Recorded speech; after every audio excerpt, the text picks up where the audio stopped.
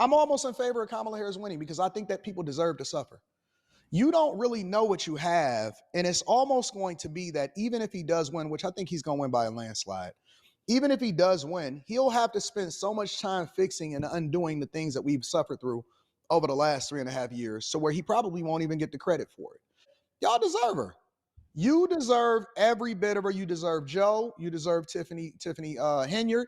You deserve, um, you know, you deserve Eric Adams. You deserve Brandon Johnson. You deserve Karen Bass. You deserve London Breed. You deserve Shane Tao. You deserve Andre Dickens down there in Atlanta. You deserve all of the things that's going to be the worst for you because you don't appreciate what it is that was done for you. Americans start to focus on how am I being affected? You have to remove how you feel about a person and make an informed decision because your emotions is going to get you in trouble. And I think that strong men and strong leaders ultimately can make a decision based off of what makes the most sense, not how they feel at that particular time. Now people are starting to feel some type of way because not only am I suffering, and I can go through it if we all going through it together to get something better, right? I understand that the Fed had to raise interest rates in order for us to tamp down inflation that was artificially created anyway. But hold on, wait a minute. You're not going to give me this and give me 15 million migrants that came in here without no kind of problem whatsoever. And you're going to give them EBT and debit cards, and you're going to give them cash, and you're going to take my tax dollars and allow for them to continue to have housing and free hotels and Medicare and educating them. And, you're not, hold on, wait. I'm not going to suffer and you're going to spit in my face at the same time, right? You're not going to give all of our money over to Ukraine, Taiwan, and Israel, and I'm suffering right here at home. You just taking advantage of me and you pushing an agenda in order to continue to maintain power. Let me tell you something. Kamala Harris, for all of you people that support Kamala Harris, they had Planned Parenthood at the Democratic National Convention continuing to do free services for people that wanted to mutilate their bodies.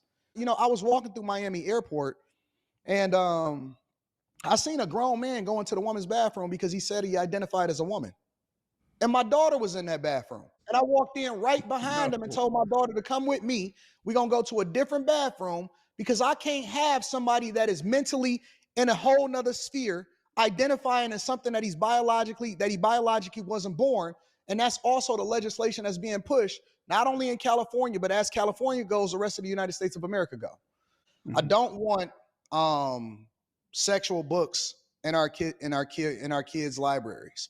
I do think that there's a difference between a man and a woman. And I don't think that you can just do whatever it is that you identify as. I don't want us to continue to participate in wars that we shouldn't be involved in. I think that we need to pick up the trash out of our own grass and support our own people. Nobody cares until it directly affects you. That's true. And so that's what's now happening with the migrant crisis. I think is way more people over here. And I think that they create an entirely new voter bloc. I believe that this immigration policy is multifaceted. I believe that it's also to replace people from jobs. And I also believe that it's to tie them and their children to the Democratic Party going forward. I've noticed a large group of black men that said, listen, I don't care what y'all say.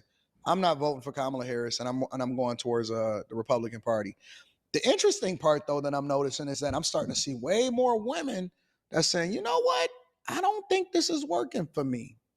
I don't think that voting based off of identity politics and just because she got vibes and she's cooking collard greens, that's not actually going to help me as an individual. So I think that it's a lot of people that's waking up and people are bothered by it because we're no longer voting just based off of what our parents told us that we were supposed to do. We're not tying ourselves to a party. We're tying ourselves to policy. And when we start to become more informed, we realize that the policies that the Democrats has had in office for a long time never worked for us. Don't have to respect your opinion. They're not a representation of you. They don't craft policy for you. So they don't have to promise you anything because there's already an expectation from you for you to support them continuing to be in power, even though they implementing things that's not best for you. So I think that y'all need to get out of y'all emotions and pay attention to what's best for you and your family. Regardless of how you feel about the vibes or whether or not he offends you, 2016 versus 2021, it's a whole nother ball game. Your experience in life, for most people that I've talked to, was much greater and much better, and the opportunities were much more abundant. And that those years than they are now. Policy, policy, policy. Read. The worst thing you can do is just go to the polls blindly. You need to become an informed voter.